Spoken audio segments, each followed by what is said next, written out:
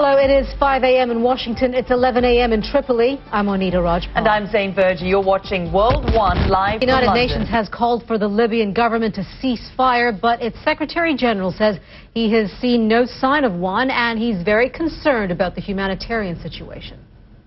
Zain, we've been talking a lot about the situation in the Middle East and North Africa, the uprisings that have been taking place there, but it's often quite difficult to keep track of what's happening where in the Middle East and in North Africa. So here's a big map here just to put it all in perspective for you, and talking about the people's demands for change and where. It all burst into the scene here in Tunisia when back in January, when weeks of protests forced President Ben Ali into exile. Then we went into Egypt, and we saw the massive demonstrations there in the major cities until Hosni Mubarak finally stepped down as president. Then we go to Algeria, and we saw there lifting of the state of emergency there that had been in place, that had been in force for almost 20 years in that country. Then in Morocco, we saw protesters also taking to the streets there, the king responding by announcing a review of the constitution. What we're seeing now in Libya, civil war. The uprising there has commanded the world's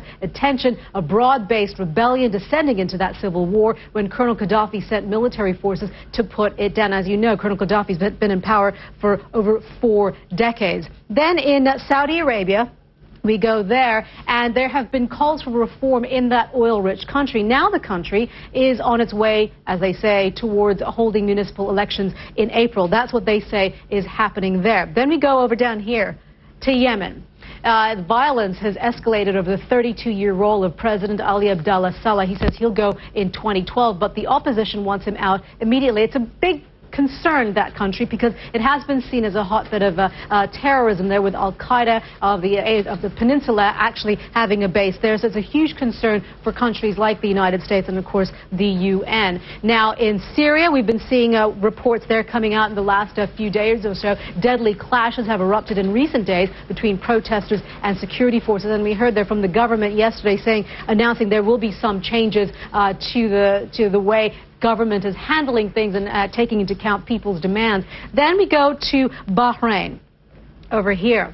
And the unrest in Bahrain has been simmering for weeks there. Last week, authorities launched a bloody crackdown on protesters who had taken to the streets demanding a greater say. So lots going on in this region, and of course it's very difficult to keep track of what is happening, but this just gives you a bit of a snapshot of what people have been saying has been a domino effect for democracy. Thanks. Welcome back. Japan's nuclear crisis is spreading. Japanese citizens living between 20 and 30 kilometers away from the plant are being urged to voluntarily evacuate. For more on this, we go to our CNN's Martin Savage, who's in Tokyo. Martin. Hello, Monita. Well, just to be clear, so you understand exactly why this is happening and why it's happening now. First of all, there is no new radiation threat. This goes back to the original suggested evacuation, which was for 20 kilometers around the Fukushima Daiichi nuclear site. On live from London at the Cricket World Cup Thursday, the 3-time champs were hoping to knock out... Expected, though. Now, they are one of the biggest names in the world of Formula, but none of the experts had given McLaren much of a chance this season. But Alex Thomas can tell us how the team has sprung a surprise 48 hours before the opening race in Australia. Yeah, Nice. Monita, I'll tell you why. They had a miserable pre-season of testing, struggling with pace and reliability. Yeah, not too bad. Tiger would kill for that sort of form. Yeah, all right. Thank you very much, Alex. You're watching World One live from London. A welcome sight to the rebels in Libya. Yeah, but not everyone is happy about foreign involvement. Find out who's complaining in just a minute.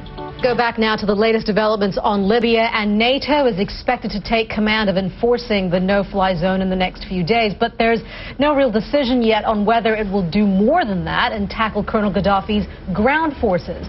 Fighting is continuing to rage around a number of rebel-held towns. Pro-Gaddafi forces are attacking Misrata in the west and Ajdabiya in the east. Well, African leaders have voiced concerns about the no-fly zone over Libya, calling instead for an African solution. And Kapile Mabuse joins us now from Johannesburg in South Africa with more on that. And Kapile, what exactly are they talking about when they say African solution? Syria and Gabon were also the 3 countries that sit on the United Nations who voted for this military intervention, this no-fly zone there. You're watching World One live from London.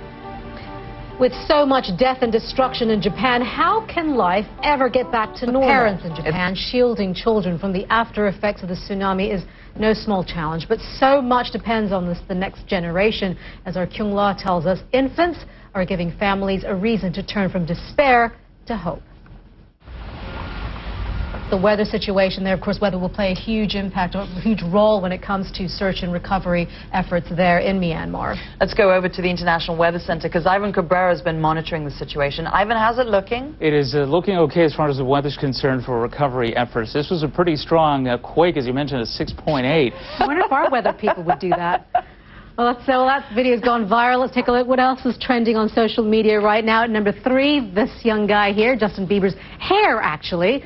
Might actually be a force for good. It's the star attraction in a drive to raise funds for victims of the disaster in Japan. In exchange for a donation, fans will be able to pose for a picture with a lock of their idol's hair.